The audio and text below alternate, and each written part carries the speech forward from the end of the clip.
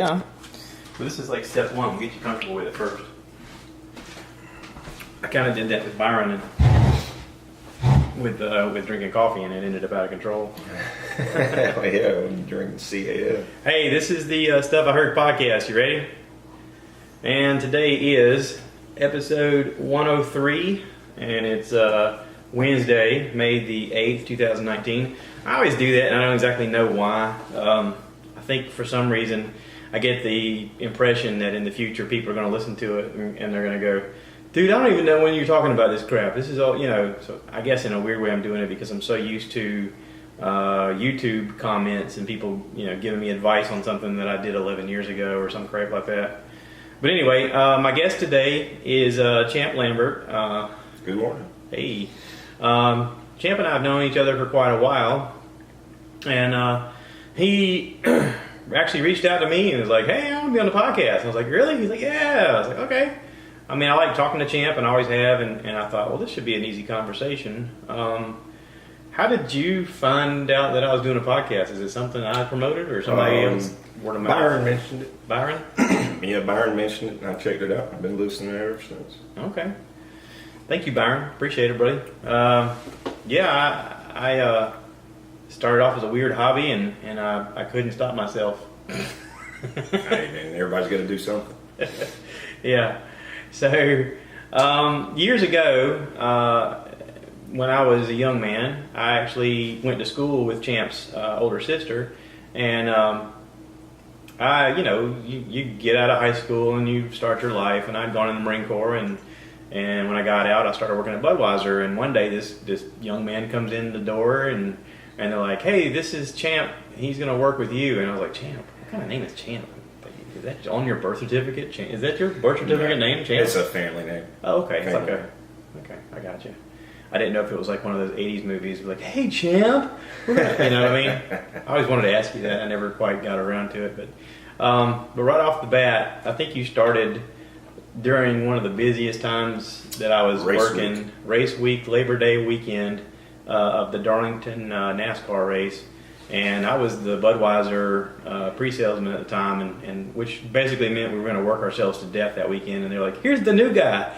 Please don't kill him." And I was like, "Oh, sorry. I'm gonna hurt you." My first day out, I think we went through about 20 pallets of beer. Yeah. So right off the bat, it was like, "This is going to be rough, and I'm going to apologize, and we're gonna work hard, but I'll feed you. Please don't quit on me. we're going to work extremely hard, but it's going to be great." And so we went out and we worked hard, and he did a good job. And then I started thinking about it, and I was like, Lambert, I know your sister, I think. And we started talking, and he comes to find out I did. We worked together for a while, and I left there and went on to work at Coca-Cola, and then eventually at IFH, which is now Performance Foods. And I'm working there regular basis, and then one day you walk in the door, and I'm like, yes, I knew it. The best guys always end up with us, So I was excited to see you come in the door, and right off the bat, you've been great, and it's nice to see that opportunity presents itself to people who deserve it, and then when given the opportunity, I just wish I'd done it sooner. Me too. Where we work is very strenuous and very physical, and in a way, it sort of takes you to be an older man to appreciate what the job is. We hire a lot of people that are pretty young, and they come in the door and they think, oh, this is going to be easy money. And it's not. It's very physical. It's very hard. But if you work for other companies and you've worked hard before, you're used to a hard day. What you're not used to is being paid for it. And that's one of the things that our company does, is they pay you well. That's right. So, I'm thankful for the opportunity, and I hope to keep making money and keep doing this to provide for my family as much as long as possible. And hopefully I can help influence younger people, to kind of learn the ropes and keep at it and that kind of stuff. Just hope the younger crowd has a better work ethic than some of them now. There's a lot of them that don't. Byron wanted to talk about that too. He was like, what's with this younger generation and the laziness? And it's all they never know. Well, I had a theory that it's because of us. I think it's our generation that worked ridiculously hard because it was what we admired about our parents. And for some weird reason, we thought, when I get kids, I'm not going to make them do all the crap that my parents made me do. I'm gonna let them enjoy being a kid a little longer. And in a sort of a way, we've handicapped them. I mean, I'm guilty of it as well. Yeah. I got 3 boys that are, none of them turned out like me. Every time I see one of them, I'm like, what are you doing with your life? Why don't you do more? Why don't you, get off your butt? And it's aggravating. Weirdly enough, my stepson is actually the one who's got a work ethic, and he's, up and at him this morning out the door. But, my flesh and blood just I'm glad lazy. none of them have taken after me. That's a good thing. I got 3 of them. Yeah. What are you worried about? Not worried about anything. They're like their mom. They're smart. Are you hoping that they don't have to physically work as hard as you? Is that the thing? I want them to succeed. Every parent wants their kid to succeed, but just my first job was when I was 12. Yeah. And What'd you do I started my own landscaping business at 12? at 12. Just a lawnmower in hand and a dream of money in And your heart. dragging a trailer behind me with a gas can and a rake. Yep. And Okay. I haven't quit working since. I mean, when I closed a business 2 weeks after my son was born, I stayed home with him and my wife for 2 more weeks, and then I started working at Bow Watch. So that was it. When you have one job or another, I don't sit down. Yeah. Except for right now. Yeah, I made him I got to have coffee. I made him sit down. I need good coffee too. We sort of touched base on doing woodworking. I started just goofing around with messing with that cedar slab, and you reached out to me and was like, hey, we do some cedar. We do woodworking. Me and my father-in-law and my family. I mean, I got some pictures, and you started sending me pictures of furniture, and I was like, holy cow, this is incredible. And right away, I thought, okay, he's definitely got better tools than I do. It takes a while to acquire them all. Yeah. It helps when you have a father-in-law that's willing to invest, though. Yeah. So. Yeah. I sort of reached out to my stepdad recently, and I was like, hey, listen, I got access to wood. If you're interested, I mean, we could work on a project. And he was like, yeah, maybe. Because apparently he used to do woodworking back in the day. And I had talked to his son about it, and he was like, yeah, Dad's got some saws that I couldn't afford to replace the blades if I had to. I was like, oh, Jesus, what have I got myself into? But I'm going to find out before long. This morning, speaking of which, I was looking on Facebook. They have that page where things are for sale. Oh, yeah. There's one on there about tools, and there was one showing a scroll saw for sale. And I was thinking to myself, what is a scroll saw? I mean, it looks like a bandsaw, but it's smaller. And so I literally YouTubed it this morning. When you texted me and said you were 2 minutes away, I was watching a guy make a puzzle, like a picture of a bear out of small little pieces of different kinds of wood. He was cutting out these little intricate things, and I was like, oh, that's what a scroll saw is. Okay, that's pretty doggone cool. But he was showing, he was helping his grandson learn how to mess with it, and he's like, this is what I got started with, and this is my grandson. He's 8, and he's got a foot pedal, kind of like a sewing machine. It depends on what. I think his had because it sounded kind of like a sewing machine. It would brrrr, and then it would taper off, and then he had his hands on the thing, so it wasn't his hands controlling it. So it had to be a foot pedal. But he's navigating this wood around this thing, and I was just like, wow, that is cool. And it's so weird that something like that would seem intriguing to me at this age, But it's not a tool; it's a toy, man. It is a toy. Yeah, yeah. That's what I try and tell my wife every time I buy one. She's like, "What are you buying now?" See, I tell my wife it's not a toy; it's a tool. Well, I guess if you phrase it in the form of tool, then they're more accepting of it. If you phrase it in the form of toy, they're like, "Really? You're going to buy toys?" To us, it's toys. That's right. I told the kids that, when you walk inside of Lowe's, I said, "You hear that?" And they're like, "What?" I was like, "It's music." Like, there's no music here. I'm like, "Yeah, it is." Da, da, da, da, da, da, da, da. Get the buggy. Get the buggy. He's like, "We came here for one thing." I was like, "Pick the buggy."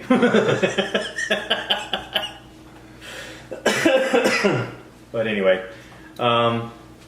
so you're into it. And how did you get started? Is it just because your father-in-law was into it? Well, my dad basically is a jack of all trades. So if we needed a room built on the house or a shed built or something like that, we built it. We didn't hire people to do it. And I was free labor, so I always had a little hands-on experience. But when we moved out to what we like to call the compound, which is basically a farm with our 2 houses on it, and a couple different shops, we got into a very minimalist idea of furniture in the house. So we didn't really keep a whole lot of furniture from when we moved out there.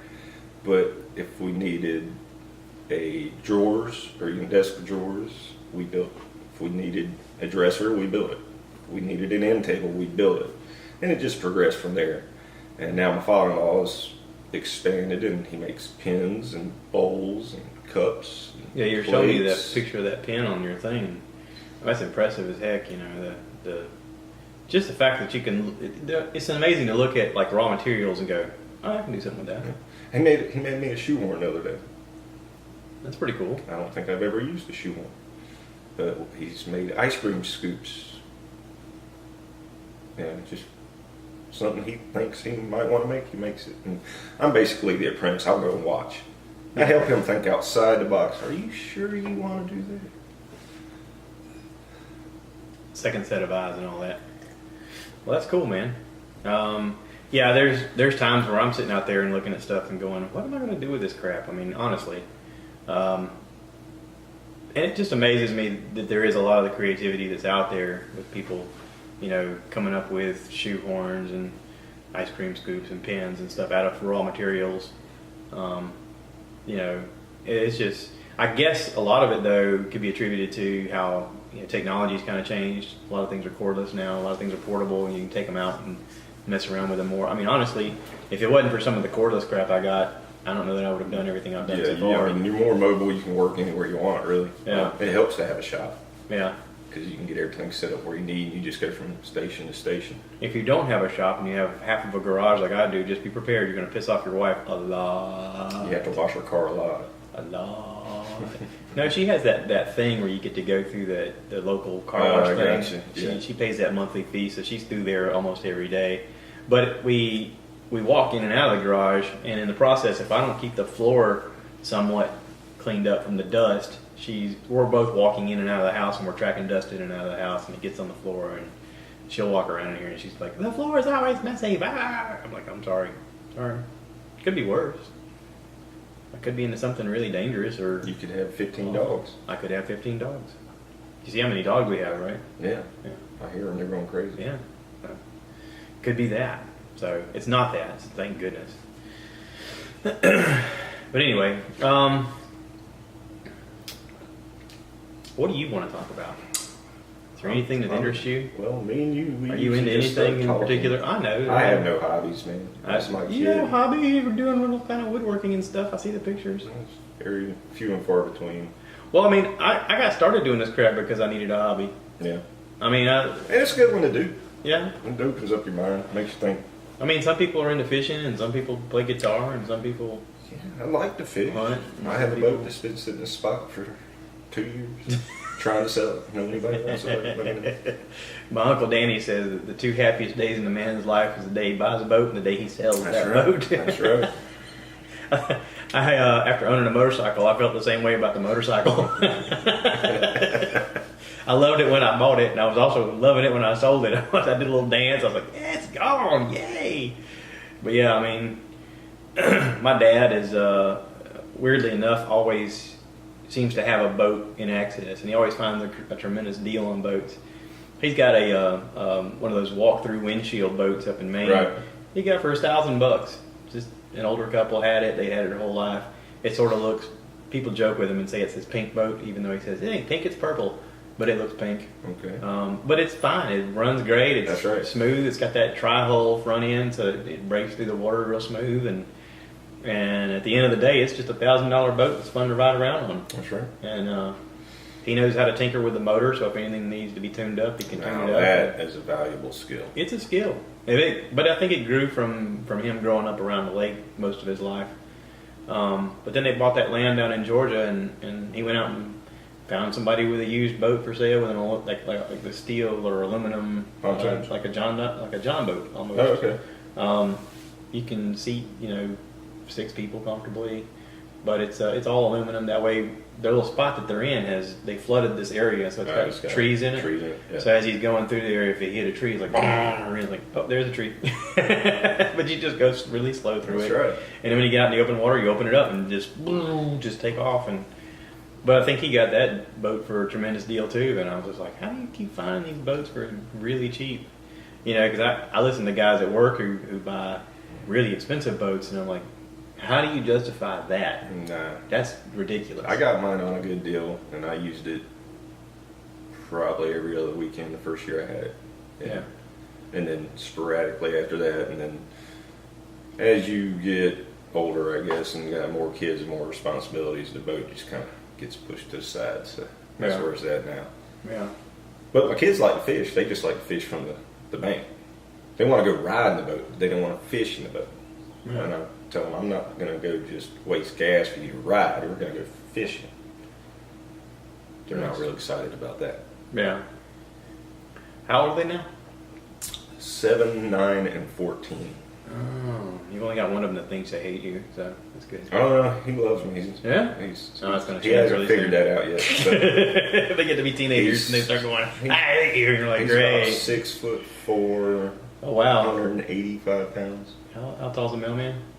Don't know. Never You're not 6'4". No, I'm the runt in my family at 6 foot. So Yeah. Wow, 6'4".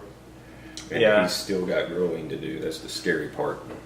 And on the peak side of the family, I'm a giant. I'm only 5'8", but I'm really tall on that side of the 5'8" family. and a half. 5'8". Okay, Just so you flat don't edge. claim to half inch. There is no half. There's none. But I'm taller than all the rest of the peaks, and I get around my mom's side of the family, the Tanksleys, and I'm the smallest one in that group. My mom is even like around my height, and for women, that's pretty tall. But my wife is 4'11", so I feel tall when I'm here. Yeah, that's right. That's right. It's the few times I get to ask, hey, can you reach that? Oh, yeah, thanks. I'm getting close to a 1-year anniversary of doing this thing. I've actually convinced her to do an episode next weekend, so we're going to sit down here and do So it's this going to be weekend. the 104th, right? 104th. That's not bad for a year. It's an incredible thing that I didn't think would ever happen. I literally started it because of conversations that I would have with drivers in the truck. We talk all the time about everything, about stuff in politics, religion, movies, whatever, Right. and stuff we've listened to on podcasts and watched on TV. You got to keep your driver away. And yeah, but also you get to learn who they are, and they get to learn who you are, and you find a sense of humor, and you find some common ground, and in that process, like, you realize that you're not working with just a guy. You're like, oh, I kind of dig this dude. He's into the same kind of stuff, and I found myself having the same conversations over and over and over again. And when I get home, I felt like I was still like running downhill, and I was like, I got to get this out of me, because if I don't, I'm going to go crazy. And so one day I was just like, I listened to a podcast, and this lady was like, hey, if you want to start a podcast, download this app. So I literally downloaded an app on my phone and just started talking, and it grew from that. Now I have all this equipment and shit, and, But I also did all this real cheap. I mean, other than the computer, which I had to have the computer anyway. Right. The rest of this stuff I did real cheap and just kind of put it together and Well, it's working. yeah, amazingly. And my wife is my biggest critic, so we're going to hear more from her next weekend of talking about what an idiot she thinks I am and how What an idiot she knows you are. I screw up my volume a lot, and she's like, how come you didn't talk about this? And you didn't let them talk. And I'm like, I'm sorry. Of course, I guess if you listen to every episode of anything, you can find things that are wrong.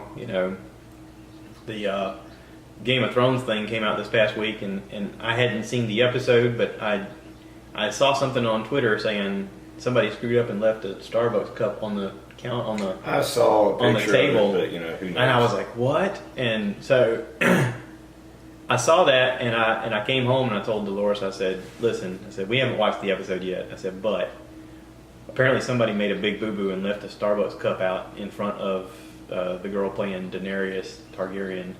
And I was like, you can see it in the picture. It's clearly a Starbucks cup. And So people are putting out memes of her as the Dragon Queen, like at Starbucks, you know, like Mother of Dragons, venti latte. And she's there all there dressed proper with her hair braided and all the braids and stuff.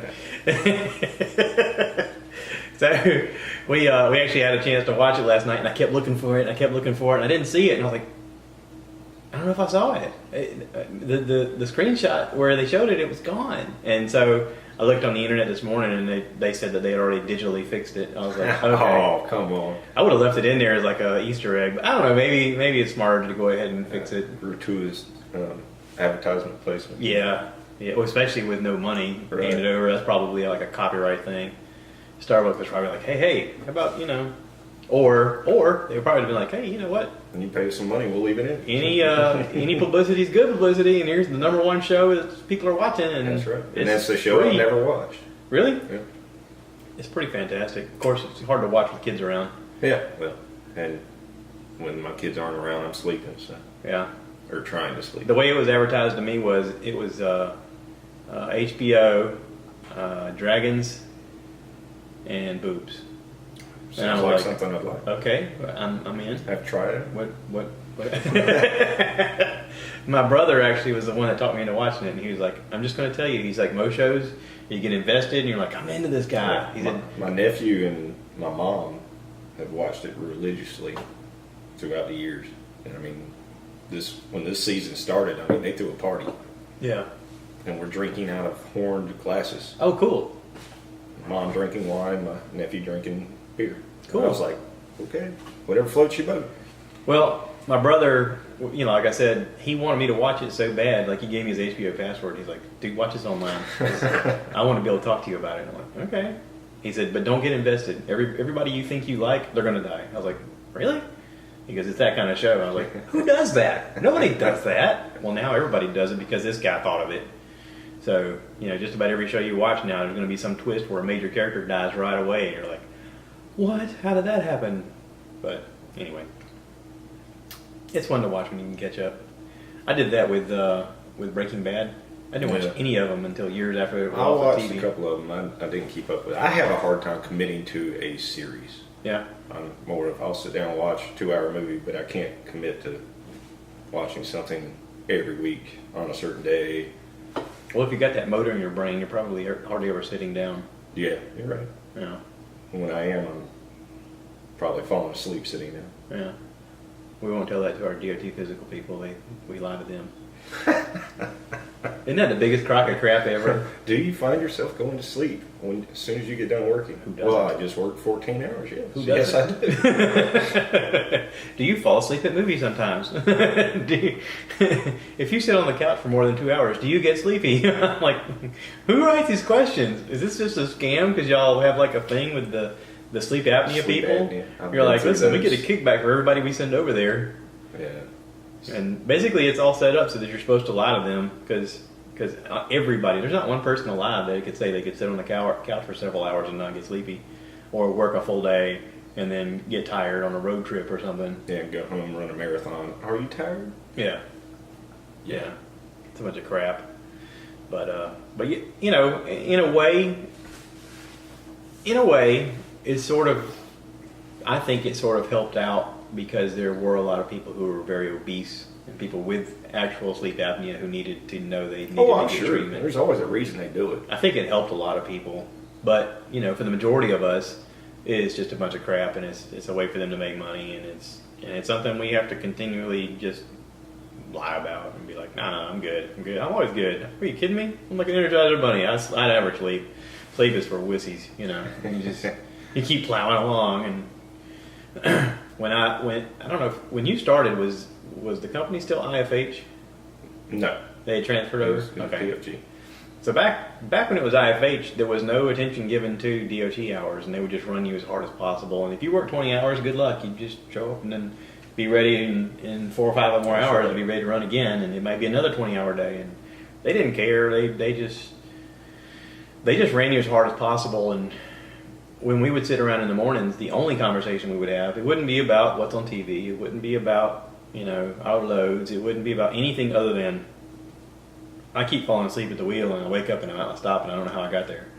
That was our number one conversation.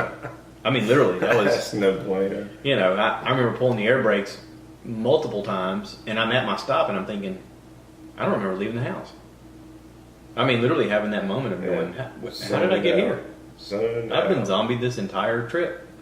You know, but right about the time Tracy Morgan got hit by that Walmart truck is when Obama got involved, and suddenly senators and congressmen got involved, and a lot of things changed. Forced DOT to pay a lot of attention to us, which is good. Because I mean, there was plenty of times where I saw you'd be driving down the road and you'd see trucks that drove straight into the woods, and they're dead because the cab is in front and all of that weight is behind them. But yeah, I mean, it's definitely made it safer as far as that goes. Of course, I heard that there is a need right now in America for 284,000 truck drivers. I think the average is for every truck driver there are 100 plus loads. Wow. If you drive around though, like if any of y'all look while you're driving around, look at the back of trucks. Everybody's hiring. Everybody needs people. You know, you got a lot of people out here that are trying to convince their kids to go into debt for jobs that'll never pay them any money. And here's trucking jobs that'll pay you right away. All you got to get is your CDL. There are trucking companies that'll even hire felons just to fill positions. Wow. Not all of them, but some of them. I heard they lowered the CDL age from 21 to 18, or they're trying to. I wouldn't doubt it. That's terrifying. Of course, there is the thing of self-driving trucks coming up in the future with Tesla, and that may help things. But I would think you'd still have to have a person in it to park it once you get to your destination. The only way I could see it working is if it went from point A to point B and it was on the side of the interstate to the side of the interstate. That's the only way a truck can drive itself. I don't see it going through cities and stuff, and the alleys and everything we do. Yeah, or maybe that's what the self-driving part of it will be for, so that during the long distances you can kick back and relax, and then when you get to your area, it like gives you a warning. It's like, hey, it's time for you to take over there, bud. That's right. And then you hop in the driver's seat and you put it wherever it needs to be. I definitely think that the electric truck is the way to go, though. I mean, if you think about all the moving parts that's in a diesel truck. Well, I did contact Tesla, years ago, and offered to be their guinea pig for the new truck. So yeah. Never got a response. They never got back to you? No. I went and checked out their cars, and I was immediately like a kid in the candy store. I was just like, oh yeah, this is so cool. It's a neat toy. It is a neat toy. I listened to Joe Rogan talk about it. He apparently bought one of those Model S ones, and he's like, I'm telling you, he said, driving that thing, it feels like it shouldn't happen the way it does, and it's the future. He's like, I'm driving the future. He's like, I love mechanical things. I've still got old cars, and I like driving those. He said, but I drive that Tesla more than anything. Yeah. He's like, it's so smart. It's so futuristic. And, part of what appeals to me, I guess, about it is the fact that this guy had an idea, put it into action, and everybody else be damned. Everybody who told him it couldn't work, everybody told him, they're an idiot. Nobody's going to buy these. He's just like, no, we're going to do this, and it's going to work, and I'm doing this so that it'll help out future generations to cut down on emissions, and it helps having the backing too. It helps having the backing. I didn't know that he was the guy behind PayPal. I looked that up online. I was like, how did he get his money?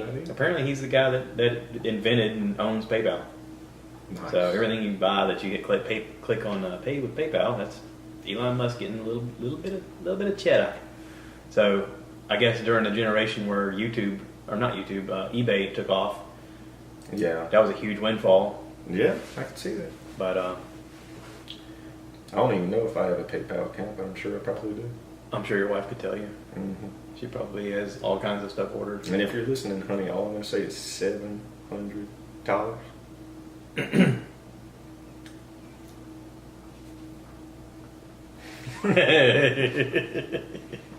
Sorry, little inside joke. We have ghost deliveries once in a while where a box will show up and they call it Amazon amnesia. Yeah. What did you order? I don't remember ordering anything. What is this? And you open it up and you go, oh yeah, I remember ordering this. Yeah, how about that? Yeah, I ordered something one day and like 5 things showed up because I did not realize she had stuff in the cart. It was interesting. That's happened before here. I'll put stuff in the cart thinking, I'll look at this later. I just want to And then she'll order something, and she's like, "What did I order?" And I was like, "I had that in the cart to look at later." She's like, "How about like put it in the wish list?" And I'm like, "Okay, yeah, that would have been better." That'll work. Yeah. Or I'll have stuff in the cart to look at later, and she'll delete all of it, and I'll go back and find it, and I'm like, "Where's the stuff I was looking at?" Now it's doing it. When I worked at Coke, I worked with this guy, and he said I gotta get a promotion, man. I gotta get a better job where I'm home more. I was like, really? Why? He says, well, I think my wife's having a love affair with the UPS man because that dude's always at the house.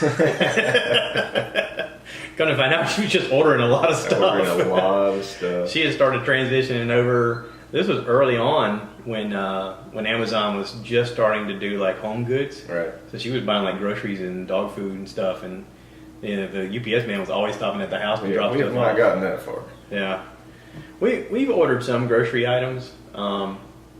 Like there's certain seasonings that I'll get that I like, and then I go to find it in the store and nobody carries it anymore. Right. They'll have it on the shelf for a little bit, and it's like, no, we're not there anymore. That's right. I'm like, but I like that one. And you go online, and hey, the online store's always got it for sale. That's right. And all I do is click Especially the when button. you find that flavor you like. Yeah, there's a certain coffee rub trigger thing. It comes in like a tin can, and it's great on steaks and anything like beef wise. I like to use it on it. It doesn't have a coffee taste. It's an interesting kind of flavor. It's not sweet. It's not spicy. It's just really good. And every time I use it, my wife makes a comment as soon as she bites into it. "This is so good. What is this?" And I'm like, "Oh yeah, this is that coffee rub." So now when I go to the store to find it, nobody's carrying it anymore. Doesn't exist. So hey, go on Amazon, click the little button. That's right. So, well, I'm curious. There's a lot of things that I'm curious about. One of the things I'm curious about is how much is a planer? Like if I it depends. If I go to talk my wife into buying a You wood get planer, small ones, you can get large ones. I mean, because you mentioned yours is what, 15 inches? 12 inch. 12 My inch. father-in-law's got, I think, the 15 or the 18 inch. He's got the Big Daddy. See, what worries me is like stuff like that piece that's out there, the big slab, that is at the widest part like 25 inches. Right. And I'm like, who the heck? Of course, that they're not planing that. They're just cutting that and going from there. But it would make it better for like. There's a lot of things that I end up using, like especially for like those table legs out there. Right. I basically just cut those with a chainsaw and shaped them up with a sander. Right. That belt sander. I just lay it down and kind of shape it out. But if I had a planer, you could just feed it through, and it just takes. Does it take even layers off every side, or just one side, or Just one side. Okay. Yeah. It's got a roller on the bottom, and as it's getting planed, it pushes it all the way through. Okay. Yeah. So that may be something I may actually just show up one day and be like, "Hey, can I come over and plane some stuff?" And we'll feed some stuff through it and see how it works. You're more than welcome over anytime. You know, it's always easier to convince yourself to buy something once you use one. Right. It's sort of like having a project. Anytime you go to do a project, you go, "Can you come show me how to do that, or can I watch you do one?" And I need this tool. yeah, it's like you talking about watching your dad or your father-in-law do something, and you're like, "All right, I'm watching, but also I'm thinking I could use that, or I could build that. I see how you're doing that now. It looks totally doable." I wonder if it's just certain types of people that your brain is constantly thinking, you know, how can I figure this out? How can I break this down and do it myself? Yeah, well, I mean, we build stuff out of old pallets, reclaimed wood. I don't throw any of my scraps of wood away. I have a major pile of wood, but I always end up using it. There's a lot of pieces of wood that I don't need, like especially if it's bought lumber. Right. When it gets too small, I'm just like, I don't need any of this crap, and I end up tossing it. After we built that deck, though, I burned it, and then somebody was like, you're not supposed to burn treated wood. I was like, oh, my bad. It was too late then, but there's a lot of those pieces of the cedar that I'm taking these little limbs off, and as I cut them, I'm looking at the wood underneath it, and I'm like, that's beautiful wood. I'm like, I can't see myself throwing that away, even small little pieces. Yeah, that's beautiful stuff. You know, I know they're supposed to be like, insect repellents of some kind and that kind of stuff. So I took the sawdust and was spreading it around in the yard. And right. Hopefully that'll kind of help deter some of that. That's what they say. Or if nothing else, then at least smells nice. Smells nice. Yeah. And my wife's, I'm all dusty and stuff and shaking off, and she goes, "At least it doesn't smell like crap." And I was like, yeah, "There's that. Could be worse, When I was messing with that Rambler, I was out there, sanding, and it smelled like Bondo, and you go welding stuff, and it smells like burnt steel. And she's like, "That is an awful smell." And I'm like, "Yeah, you're right." But the wood stuff at least is nice. Uh-oh, the wife's calling. Well, You're on the hot seat. she'll be all right. Yeah, it's fun. We can wrap this up. I normally go about 30 minutes or just however long the conversation goes. See, I told you we just usually talk about anything. Yeah. So this is the first of many, I have a feeling. We've actually talked about maybe getting together and doing a drinking podcast where we just kick back and act silly. Because I really don't need an excuse to drink. Well, I can be talked into it. But yeah, we could do this again, absolutely. This is sort of like the first of them because I want a champ to feel comfortable talking on the microphone. And if you're out there listening and you're going, "You didn't let him talk," you kind of have to feel it out and just whatever you want to talk about, you have to do. So, yeah. So next time we'll have something else and we'll go from there. That'll work. Okay. All right. Thank you everybody out there who's listening and sharing. Obviously, Champ got started because someone said, "Hey, check this out." If you want to be part of this, let me know. Hey, it all starts grassroots, right? Nobody ever started with nothing. Like you have, well, that's wrong. You always start with nothing, but then you grow. I mean, an audience grows, a community grows, and the only way it does it is through involvement. So, rate, review, subscribe, share with your friends, and send me a line. I got stuff on Instagram and Twitter and Facebook and all that crap. Just look up Stuff I Heard Podcast and you'll find it. So, take care. Thanks for watching and being a part of this. And I'm supposed to say, cue the cow. Cue the cow! I hit stop there. Cool. I hit stop on this. Bye.